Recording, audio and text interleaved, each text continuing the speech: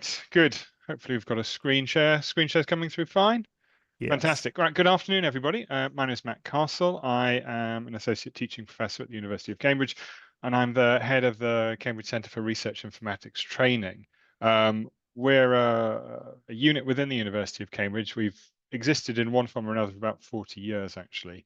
Back in the 1980s, we started out as a bioinformatics specialist teaching unit, but it's evolved over the years to now provide a wide range of support across lots of different computational and programming and statistical areas. We have a large program of open, the accessible short course training on a whole range of topics.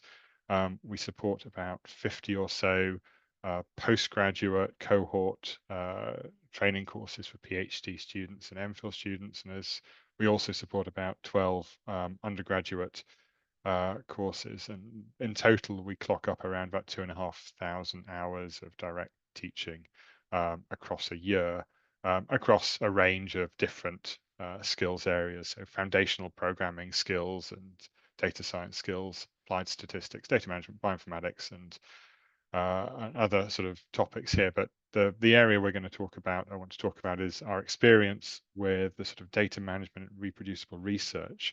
And I'm going to, rather than sort of talk you through my examples and give you the conclusions at the end, I'm going to start with the conclusions and then talk you through the examples. But we cover a whole range of reproducible training within the portfolio of where I'm coming from, but I'm not going to be talking about anything to do with directly teaching stats and the literacy side of things. So not about p-hacking and harking and dealing with that, and not talking about the sort of open access side of things. Very much specifically today, I just want to draw upon some examples we have about teaching things like, version control and data management, containerization and things like that. So it's very much focused on this area, although we do have experience across the other two as well.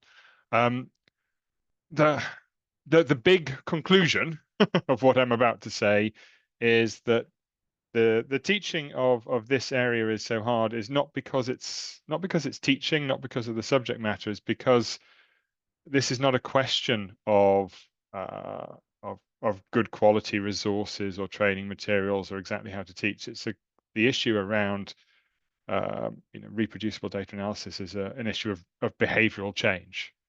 And the analogy that we've had to really embrace, or tried to embrace and struggle with, is that what we're trying to do here is very, very similar to what we've done as a society in terms of, eating healthily, cutting down on alcohol use, quitting smoking, and, doing more exercise.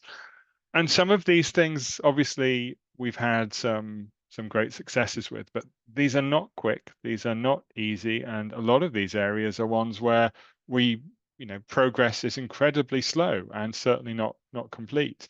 And so the issue, I think, underpinning what we're doing with teaching reproducibility is it's not a question about persuading rational people with the logic about the pros and cons of why we should be doing that, because it's not just a case of, everyone should be adopting reproducible practices. This is obvious. I don't think you're going to find many people and many students and many researchers that disagree with that statement. The challenge is embedding that practice. And the same is true of, we should do more exercise. Everyone agrees with that one. And I think the lessons that we want to,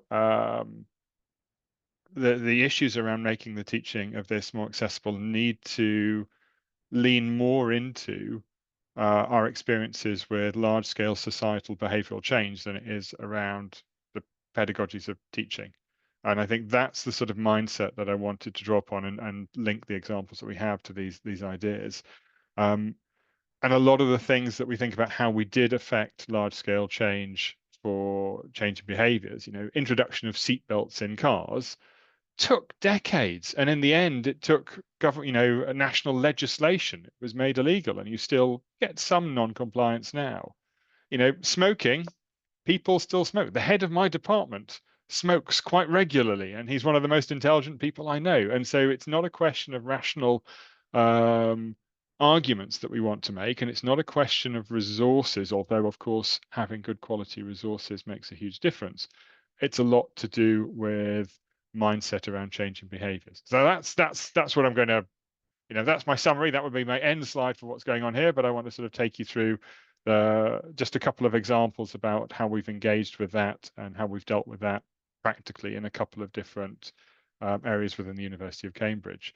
There's a lot already been written about why people don't buy into embracing reproducible practices, and the ones I don't want to sort of be encyclopedic around those. The ones I want to buy into is these four here, I think, are the key ones that we want to be looking at. I'm not saying these are true or not. I'm saying that these are perceptions that we have, perceptions that reproducible data analysis is not necessary to do good statistics or good science, or sorry, remove the word good, is not necessary to do statistics or science. And that is true to a large degree. There are plenty of people that do excellent science, excellent statistical analysis without reproducibility in terms of they find out nice and good things and interesting work. Whether they're doing good science, that's a question that we want to sort of change as a cultural shift. But the fact of the matter is there are plenty of research labs and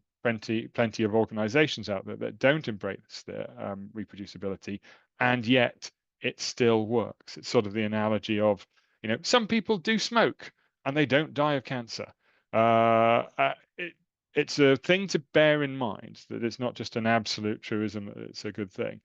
It does take time to put in place, and it is, we're hopefully all on this call don't necessarily believe that, we're advocates of good practice here, but it isn't the most interesting thing that we do. It is a rules and processes and procedures sort of argument to things. It makes science better quality, but inherently it's a little bit boring. And we need to recognize that this is, for a lot of people, no matter how well we evangelize this and how well we extol the virtues of doing this, it is fundamentally for a lot of people going to be a necessary evil. And I think we need to embrace that idea. And from a teaching side, this last point here, I think, is that the benefits of adopting good reproducible practices in the analyses that we do are not realized immediately. A lot of these are about future-proofing the work that we do. It's, what will happen when you come back to it in a year's time, or what will happen when somebody else wants to engage with it later on. And so that immediate sort of reward and the sort of, the sort of delay, the gratification of doing the work is delayed. And so the relevance of doing it is not as straightforward.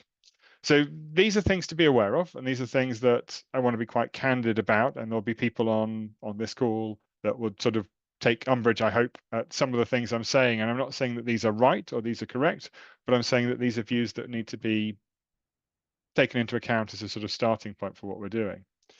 So some examples of where we've been engaging with teaching sort of reproducible analysis. I've got three of them that I just want to talk about.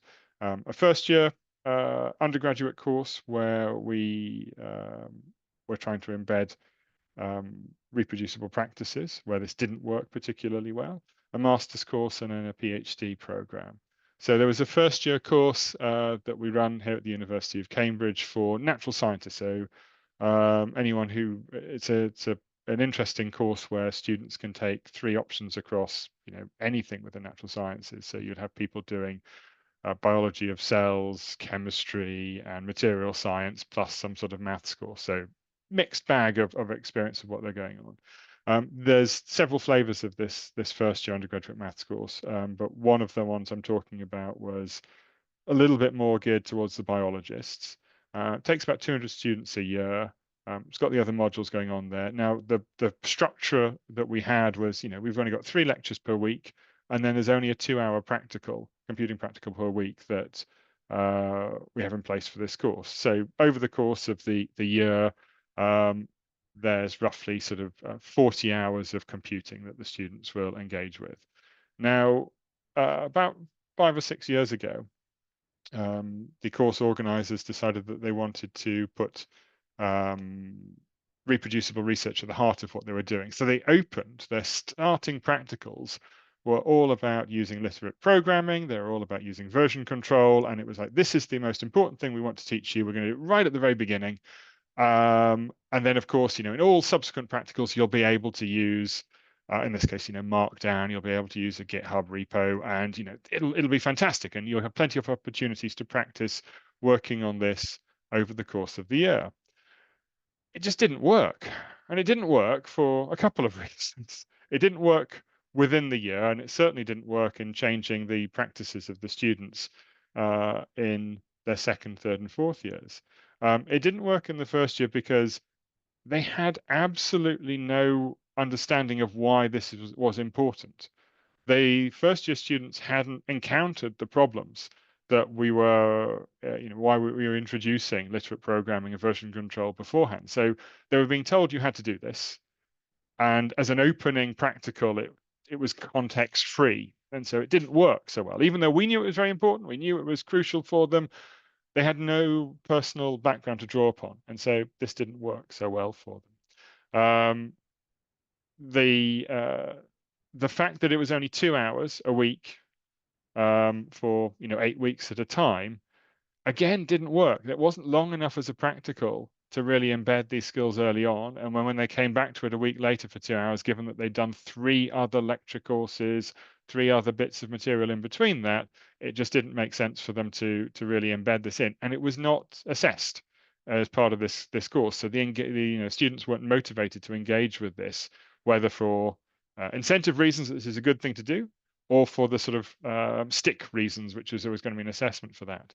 The further problem we then had is that what we were teaching within this 1 unit out of 4 in the first year was not being backed up in any of the other courses that they were doing, and it was not being reinforced in their second and third year courses that they then went on to do. It was just assumed that the students would know this now, and there was no continuity through. Now, hopefully, in a lot of other institutions where you might have slightly more coordinated approach to curriculum over multiple years, you won't have this problem. But certainly at Cambridge, where every single course is run by a separate teaching team, and whilst they'll nominally talk to one another to try and to sort of share good practice, this wasn't something that cropped up. So there was something that didn't quite work there. On the other hand, the example where it works quite well, but for a different reason, is there was an MPhil that we have on very much data science MPhil that's just come in a couple of years ago. So taught masters, 75 students, just a year-long program. They have 6 major modules covering various bits of statistics, applied statistics, machine learning, data science. But one of the very first modules in the first term is a research computing module, which covers in great detail all of the elements that we want to do, that we're talking about in terms of reproducible analyses. Now, what they didn't do very much in this MPhil is really motivate why this was important. They just said, this is important. You're going to have to do this. But what they were able to do, as it was an MPhil and they had strong central leadership, is every one of the 10 modules had a piece of coursework. It's quite a lot of work for the students. Piece of coursework. They have to produce containerized sort of markdown documents for everything. They have to have their projects stored on a GitHub repo. They have to demonstrate their use of versioning on the repo as well. And so this is a good example of a very strong stick that was used. So the motivation wasn't ideological, but there was certainly reinforcement, and practices have been very, very strongly embedded through that, because it was part of the assessment activity and because every single unit embedded reproducible analytics. So certainly by the end of the MPhil, they've just been embedding these skills all the way through. And then the last example that we have is we've got some core training as part of our, the old doctoral training programs, the current doctoral landscape awards. So for new PhD students, the core skills that we have roughly about 100 students across a couple of 100 PhD students across BBSRC, MRC, NERC, and a couple of our partner institutes are all buy into a core training program. And they all have a very similar PhD structure. So they do 2 rotation projects. One starts just sort of in October, runs through till about Christmas, another one Christmas through till around about Easter, and then their PhD project starts in earnest in May. And there's a whole load of skills training that we provide to them around, applied statistics, but also about reproducibility. Now, several years ago, again, we had that same issue that we did with the first year undergraduates, which was that our academic leads all said, reproducibility is a core skill. Let's get this in early in the very first week. And we have some very intensive training around applied statistics and reproducibility. And apart from overloading a lot of the PhD students, it just didn't work again. And we shifted this round, though. We shifted this round, and what has worked is that we don't really do any of this core training until after Christmas, actually after the end of their first rotation. So we get some issues as the students are doing a first rotation project where they don't have any core statistical skills, they don't have any reproducible research training, very much because they then get through that whole research project, they work in labs, they have to carry out their analysis, write up that report, and they then have a visceral experience of where it all goes horribly wrong. And when we come to that review, they've submitted that first project just after Christmas, and we have a review week where we meet with the students now and we go, what do you really wish you knew? What would you like to do now? Let's look at your folder structures on your computer. Can you share that with a peer in the room? And can we now go, actually, is there a better way of doing this? And that gives us, we've had fantastic success in getting our new PhD students at that point to go, oh, right, there's these things that we can do. And then we use the second rotation project to, during the duration of the second rotation, we deliver the reproducibility training. And the materials are pretty much the same as we do for the MPhil, pretty much the same as we do for the undergraduate. It's, it's use of version control, use of GitHub, use of Git, literate programming, Jupyter notebooks, container, Docker, all of the sort of nice practical material. But now we've got students that have experienced the problems and challenges of this and have an intrinsic motivation to engage with this, not just ideological, but they've encountered the problems, they've encountered the disasters and the challenges that have cropped up, and they can buy into it. So the key thing that I wanted to say was that I haven't talked about the content of the training materials because there's a lot of good stuff out there, and all thanks to everybody that has been creating great materials over the years. But I don't think the issue with, or my experience of the issues with reproducibility in data analysis is not really about having more or better or clearer materials. I think there's some good stuff out there already. The issue now is about thinking of this as a behavioral change issue. Example from our first year is this once and done mindset. No matter how good it is, that just doesn't work for something like this. It probably doesn't work for a lot of things, actually, but certainly don't want to go, we need to just deliver excellent teaching, because it's not about a one-off excellent teaching. We want something that's embedded across all elements of an undergraduate program, so there's reinforcement going through and that they're putting these things into practice. But ideally, we want to create a situation where students do have this sort of personal experience of why this is necessary. There's a friend of mine had kidney stones as a very specific example. And all his life he'd been told to drink more water, but only when he got kidney stones did he drink more water, because the pain was so horrific that it motivated him to actually make a behavioral change. And I think we need something along that mindset. Certainly seems to work. And if none of those things work, then a big stick is really what we're going for, which is it's an assessment. For students, needs to be part of the assessment. It's part of what's going on, and we can at least force things through. I don't like big sticks, but they work. And if we're thinking about behavioral change for the future, and we're seeing this as a generational issue, then yeah, maybe we need a big stick for the next 10 years. And as our students move through and become PIs and heads of sort of research practice in various organizations, they will be perpetuating the cultures that we already, those of us that are early adopters of this, have bought into. That's it. How am I doing for time? I completely forgot to pay attention to timing. I I think I'm all right. think no, I think you were just right. Oh, look at I that. actually I didn't start the clock when you started exactly, but from my guess, I think you were bang on. Oh, that never Yeah, happens. I'm normally like an hour I know. over. Yeah, I can't I do a know. 20-minute talk. Right. Yeah. Anyway, right. Let me stop sharing. So, Um, from my perspective here, I can't see any questions on the forum, but that may be just the way that may be just my perspective. So unless if some of the other organizers can see some questions that I can't see, please let me know.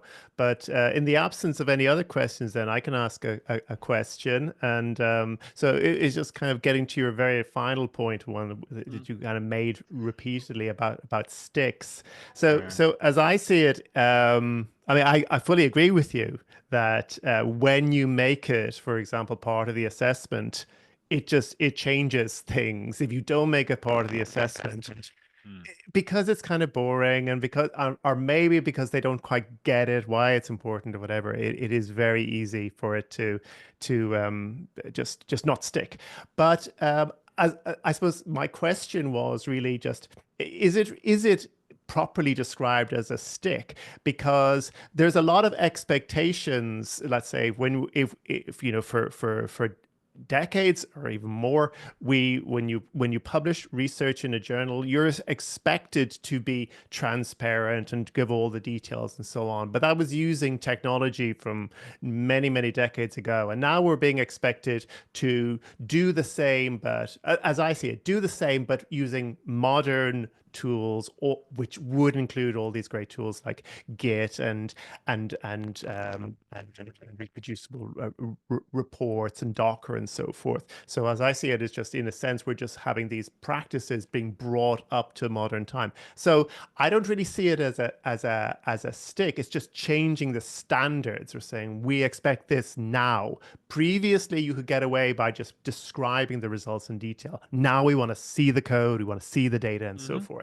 So, so that's. I was just wondering what you how you saw that. Do you see it as a sort of just changing expectations, or do you see it as more like a stick? Um, do I see it as changing expectations? I don't think we assessed this practice properly before. I know we had a standard expectation of, sharing of methods and the way we wrote things up, but I still don't think um, we assessed it properly even decades ago. I think to some extent, because of the technology that we're talking about, it's somewhat easier to assess it now in a sort of examinable format or in a coursework format compared with, I think the previous thing would have been, please write a really good method section, which is fine, which is great, but it's also quite a lot more work. Whereas now we can at least assess the ability to use the tools. But no, I the key thing is going to be there that I think, yeah, behavioral change. There needs some enforcement. If we think about, as I said, seatbelts, it's illegal. There's a whole legal legislative thing. Um, the best practice is where people have, societal peer pressure, where, you're not a good scientist unless you're adopting these practices. That would be wonderful, but that takes time, and there will always be, as we talk about, that's quite a big discussion to have about being a good scientist requires adherence to these practices. And, we're trying to push that, but there's still a lot of people and there's still a lot of, infrastructure around good science being novel and interesting. And, we're moving in the right direction, absolutely. But I think we've still got another 20 years worth of academics at that age bracket, being horribly ageist here, that didn't grow up with this, um, that we've got to run through. So we want to, adopt stick approaches as well. Yeah. But hopefully there's So nothing novel in what I was saying there. I don't think there was anything earth-shattering for people here, but it's. no, and I think that anybody who has attempted teaching reproducible research and data analysis has probably, as I certainly have, experienced the exact same things, and as you described. So Matt, Can you see that Q&A form there? Because I a few can, questions, yep, yeah, there's a couple of questions popped up. have just Apologies, let's come have a in. look. So I mean, there's just one of the first ones there is about peer review, and I was wondering if you could address that. I wonder if peer review could convince the students to use reproducibility. Code review without reproducibility measure is a nightmare. Yes. Did we try peer review in any of these courses? Did we do peer review in any of the courses? No, but interestingly, I was just talking to the Southwest Bio DTP for their PhD students, and they have that practice down there. So I think that's Bristol, Exeter, and I forgot what the third one is down there. That they've adopted a really nice sort of peer review process for exactly this thing. There's a lot of student sharing between them, and they found that worked really, really well. So we haven't, but I heard that just the other day from them, so I'm going to try and nab it. No question, but you agree. Okay. That's good. And Julia, I think you want to say something. Is that right? Yeah, I was putting comments in various places, but I'm not sure it was visible. First of all, I'm so grateful for your talk because I have so many overlapping experiences with you from the last 3 years of setting something up. It's a different context. It's first year undergraduate statistics students, but a lot of similarity. So I would love to be in touch about this and bounce ideas. This framing it as behavioral change is absolutely key to everything. In summary, I'm using Big Stick all the time, as far as you even can, but I wouldn't call it like this. So this is first year undergraduates. The whole first year is more or less formative. I mean, officially 10%, but I have to say, if it's not an assignment, then they will not care. So it's just we're competing with real assignments, so I think it's a matter of this dynamic. But I also wanted to say something about the scientists, because in my research, I have realized I'm working very interdisciplinary as a statistician or data scientist with a lot of different types of people, from engineering, clinical researchers, biologists.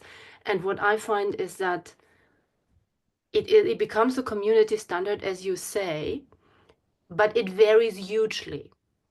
If I work with people in genomics, they are better than me. They are far ahead of me. It's absolutely standard. If I work with clinicians, they don't really want to hear anything about the details and just leave me to do things properly. If I work with more traditional lab scientists in biology, it can be a real disaster to an extent that they operate in a way I thought that went out the window 25 years ago. So they're still having pencil and paper notebooks. They don't even label the samples in the machines they're using for scanning. So this is so elementary, but they're losing information about their design, and you can't reconstruct it later. So this is really, really surprising to me, how inhomogeneous this is across the sciences. And I think in Cambridge, with your natural science degree, you have an amazing opportunity because you have all of them. And these are Cambridge people, so they are more likely to stay in research. So if you can figure something out for the first year people, I mean, I already identified all the bottlenecks. And I'm also happy to chat with this. I would really enjoy this because I think the best people to talk about this is people who have gone through similar experiences. So maybe we can get in touch offline at some point to exchange. It would be fantastic. No, and just a lot for the talk again. Thanks very much. I want to wrap up because I know we've got to do things. But what I didn't say is we've got a plan for what we want to do with our undergraduate natural sciences. But at this stage, it's just a plan. I've got no data whether it's going to work or not, but we are going to attempt to do something. But so at this stage, very early stages, we have a Let's vague talk. idea, I'm but happy we can to talk. share But experience. same with everybody. Yeah. But I also have one big current challenge, and maybe you already have a plan for that. So, and that is the AI, which destroys coursework. So that's another new thing, not even on the horizon anymore, but in the middle of the room as an elephant or something like that. So, so it would be great to chat more. Absolutely. Thanks a lot. Thank you. Okay.